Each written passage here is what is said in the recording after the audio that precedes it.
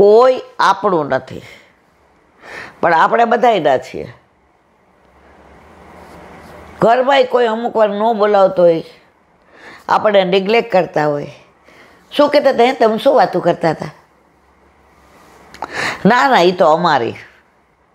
તો આપણાથી સમજતા નથી. હવે એ લોકો એવું કહેવા માંડ્યા, હવે આ તો અમારી વાતો છે. હવે સમજી જવાનું કે હવે એ લોકો અંદરો અંદર અમારા છે. હવે તમે જુદા છો. એ મારા વાલા વલ્લભે આટલી કૃપા કરી કે તમને સમજાવી દીધું કે તમને નેગ્લેક્ટ કરે છે. હવે કાંઈ પૂછીએ એટલે કે તો અમારી વાત. હવે તમે અમારાથી જુદા. પ્રભુની કેટલી કૃપા, એ જુદા કરે તો આપણે જુદા થવા માગતા નથી. એ જ્યારે આપણે સમજી જશું કે હવે આપણે જુદા, ત્યારે આપણું ચિત્ત ઠાકોરજીમાં એવું પરોવાઈ જશે. પ્રભુ બધાય સ્વાર્થના સગા છે. આપણે ચંદ્ર સરોવર પર ગયા હતા 10 વર્ષ પહેલાં. 10 નહીં, 18માં લીલી પરિક્રમા હતી ને, 18 ને 6 વર્ષ પહેલાં. એટલે આપણે ચંદ્ર સરોવર પરથી નીકળ્યા. મારો તો અવાજ ઠાકોરજીએ પહેલે જ ભાર આપ્યો. મને ખાનગી વાત કરતાય ન આવડે. હું બોલી વલ્લભાધીશ, માપ ધર્યા. એની બાજુ બેન હતા, એ આ તો મારી ઈલા છે, બોલાવો એવા. તમે ઈલાબેન છો ને? મેં તો એ કે હાલો માં તમને બોલાવે છે. એટલે આપણે તો હાલીને કરતા નહોતા, ગાડીમાં જ કરતા હતા. એટલે આપણી જ્યારે ગાડી 6 જણની, એટલે બીજા 4ને પૂછ્યું કે માં બોલાવે છે, તમારે જવું હોય જાય. અમે બીજું વાહન કરે. અરે માના દર્શન થાય, વલ્લભની બાજુમાં વલ્લભના દર્શન થાય, આનાથી ઉત્તમ શું? તમે તો હાલો. આવ્યા 6 જણા. માં જોઈને રાજી થયા.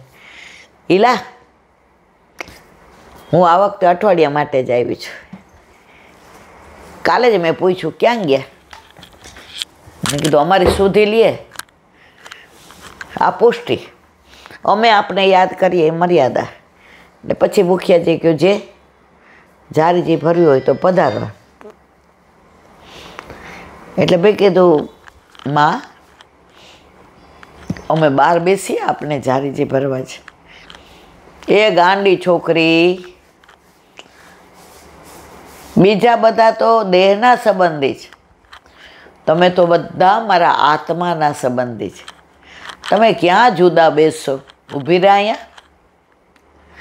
ને માએ જારીજી ભર્યા. એટલે અમે બોલ્યા શ્યામ સુંદર શ્રી અમને મહારાણી કીજે. માએ ભોગ ધર્યા, કાની આપી, ભોગ સરાવ્યા, દંડવત કરીને બહાર આવ્યા દૂનો લઈને. એ અહીંયા અમે આપણે 6 ગયા. તને લાગે તમે તું જુદી છો? મેં ના મારા વાલા, પણ બેઠકમાં સામાન્ય રીતે એવું હોય કે આપ જારી ભરતા હોય. તમે તો બધા મારા આત્માના સંબંધી છે. તો મારા વાલા, આત્માના સંબંધી ક્યારેય છોડતા નથી, એ પરમાત્મા સુધી લઈ જાય છે. અને દેહના સંબંધી ક્યારેય છોડ્યા વિના રહેતા નથી અને સંસારમાં લઈ જાય છે. હવે નક્કી આપણે કરવાનું છે. નદીના 2 કિનારા છે, આ બાજુ શ્યામ અને આ બાજુ સંસાર. હવે આપણે નક્કી કરવાનું છે. શ્યામ તેરી બંસી બજે ધીરે ધીરે, શ્યામ તેરી બંસી બજે ધીરે ધીરે, બજે ધીરે ધીરે શ્રી યમુનાજી કે તીરે, બજે ધીરે ધીરે શ્રી યમુનાજી કે તીરે, શ્યામ તેરી બંસી બજે ધીરે ધીરે.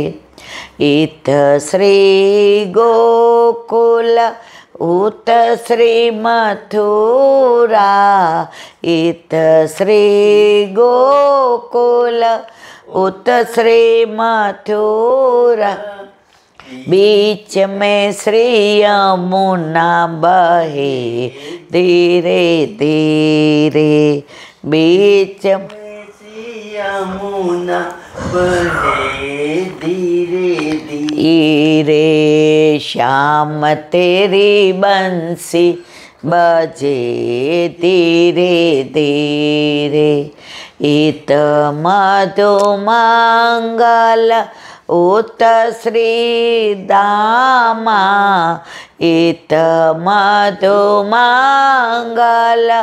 उत श्री दामा बीच में श्री कान्हा चले धीरे धीरे बीच में श्री कान्हा चले धीरे धीरे श्याम तेरी बंसी बजे धीरे धीरे इत श्री ललिता उत श्री विशाखा इत श्री ललिता उत श्री विशाखा बीच में श्री राधे चले धीरे धीरे बीच में श्री राधे चले धीरे धीरे श्याम तेरी बंसी बजे धीरे धीरे इत श्री वल्लभ उत श्री विठ्ठल इत श्री वल्लभ उत श्री विठ्ठल बीच में सत्संग सुनाय धीरे धीरे बीच में श्री सत्संग सुनाय धीरे धीरे श्याम तेरी बंसी बजे धीरे धीरे श्याम तेरी बंसी बजे धीरे धीरे આપણે જો આ બાજુ શ્યામ છે આ બાજુ સંસાર છે હવે નક્કી આપણે કરવાનું છે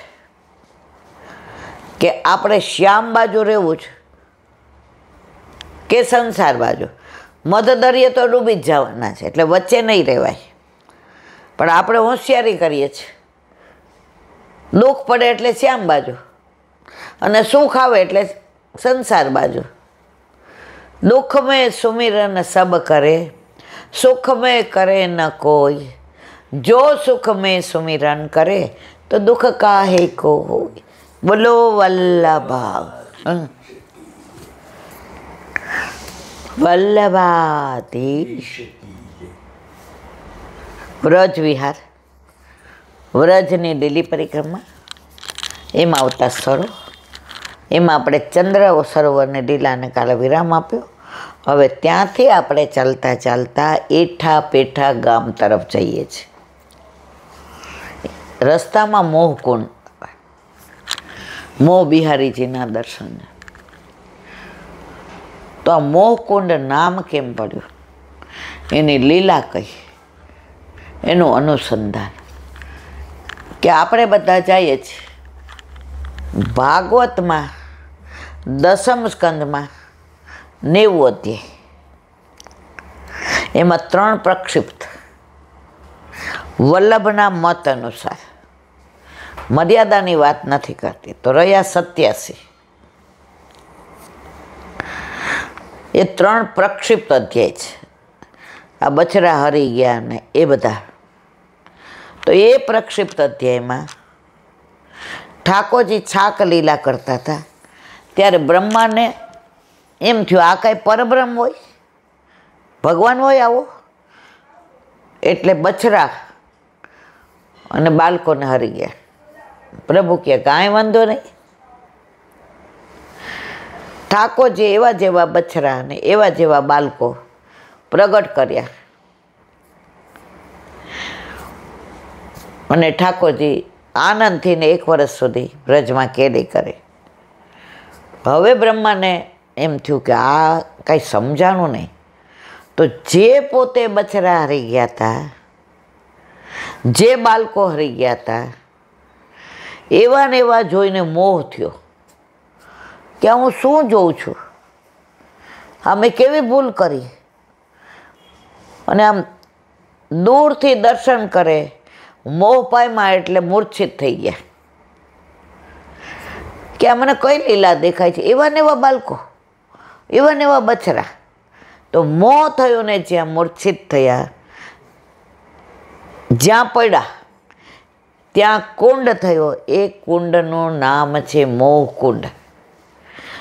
તો આપણે ચંદ્ર સરોવરથી જતા રસ્તામાં એઠા પેઠા ગામ આવે છે, એની પહેલાં મોહકુંડ આવે છે.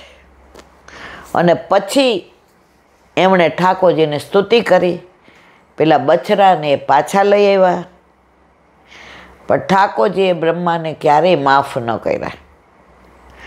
ઇન્દ્રએ 7 દિવસ સુધી આવું કર્યું તો માફ કર્યા.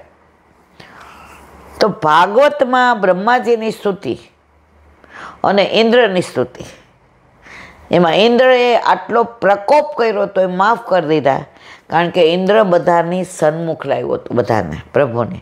અને બ્રહ્માજીએ વિમુખ કર્યા હતા, એટલે વિમુખ કર્યા હતા એટલે બ્રહ્માજીને માફ કર્યા નહીં. તો આપણે પણ કોઈ પુષ્ટ કરાવવાનું કહેતું હોય, કોઈને બ્રહ્મ સંબંધ લેવું હોય, અને જો આપણે વચ્ચે ખોટી વાત કરી દઈએ તો આપણે બધાને વિમુખ કરીએ છીએ. તો જેમ બ્રહ્માજીને પ્રભુએ માફ ન કર્યા મારા વાલા, એમ આપણને પણ ના કરે. હવે એના દોષની વાત મારે નથી કરવી, કારણ કે આ છેલ્લા 8 વર્ષમાં તો એવું બન્યું છે. 99.99% બધું સમજી જાય, પુષ્ટ કરાવે. 0.1%માં એવું બન્યું કે બધી તૈયારી હોય, મારા ઝાંપીજી લઈ જાય, બધું અહીંયા આવે, જેને ફોન કરાવડાવે, આજ્ઞા લે, અને રસ્તામાં કોઈ મળી જાય, ઈલાબેન તો બોલે, એમનું કામ બોલવાનું, આપણું સાંભળવાનું. આપણે કરતા હોય એમ કરીએ ને છાસની દોણી ભરીએ. તું હજી ટાઈમમાં થાસ, તાર છોકરો 10માં જ, તારા વરને સવારે 8 વાગ્યામાં નોકરીએ જવાનું ટિફિન લઈને. આવી ગઈ ને એમની વાતોમાં. અમે તો કેટલા વખત એમને સાંભળીએ, કરાવ્યા પુષ્ટ. એ રમતા લાલા હોય ને કોઈ ગળા બંધડી જ નહીં, ઓલીને એવું ભરમાવી દે, પુષ્ટ ન કરાવે, અને પછી આપણને મળે નહીં. તો જો એક જીવને તમે વિમુખ કર્યો, તો જેમ બ્રહ્માજીને ઠાકોરજીએ માફ ન કર્યા, કારણ વિમુખ કર્યા હતા, તો મારા વહેલા બ્રહ્માજીને ન કરે માફ, તો મને તમને કરે ના કરે રે. તો હવે આવી લીલામાં આપણે સહમત થવું. કોઈ કે ને મારા ઠાકોરજી, હા બહુ સરસ, લ્યો તમારા ઘરે તો પ્રભુ પધારશે ને, તમે સનાથ થઈ જશો ને, તમે તો યશોદાજી બની જશો, તમે તો નંદ ઘેર આનંદ ભયો, તમારા ઘરે ગોકળનો કાનોડો આવી જાય. ઓલા રાજી રાજી થઈ જાય કે હા હા, દીકરાને લગ્ન તો બધાય ના થાય, દીકરીના બધાય કરે, પણ ઠાકોરજી તો જેને વલ્લભ કૃપા કરે એના ઘરે જ પધારે. હવે આપણે નક્કી કરવાનું જ. અહીંયા ગયા હતા, ત્યાં એ લોકોએ 3 જણા આવીને કહી ગયા, ફઈબા અમારે ઠાકોરજી પુષ્ટ કરાવવાના છે, આપણો ફેરો સફળ. ઘરે મને હશે, ઈલાબેન તમારી તબિયત આવી તો એ દોડાદોડ કરો છો. મારા વાલા ખરેખર દોડાદોડ કરું ને ત્યારે હું એટલી જ થાકી જાઉં છું. આવીને અઠવાડિયું તો આ બધો દુખાવો થાય, મને ખબર છે હું કયા તો, પણ આજે 5 જણા ઠાકોરજી પુષ્ટ કરાવે ને મારા વાલા, મારો ફેરો સફળ. જેમ 84 લક્ષયોનીમાંથી અહીં આવ્યા, માનવ વયના, પછી વૈષ્ણવ વયના, તો ફેરો સફળ થયો. એ મારો ફેરો એ સફળ, રોજ 2-3 જણા ઠાકોરજી પોસ્ટ કરાવે તો મને તો રોજ ફળ મળે છે. તો સેવા એ જ ફળ અને સેવા એ જ સાધન. મારા વાલા, આ લીલાના અહીંયા વિરામ આપીએ. હવે આવશે હરિરાય વાંગ મુક્તાવલી. બોલો હરિરાય મહા. આજે પગ ને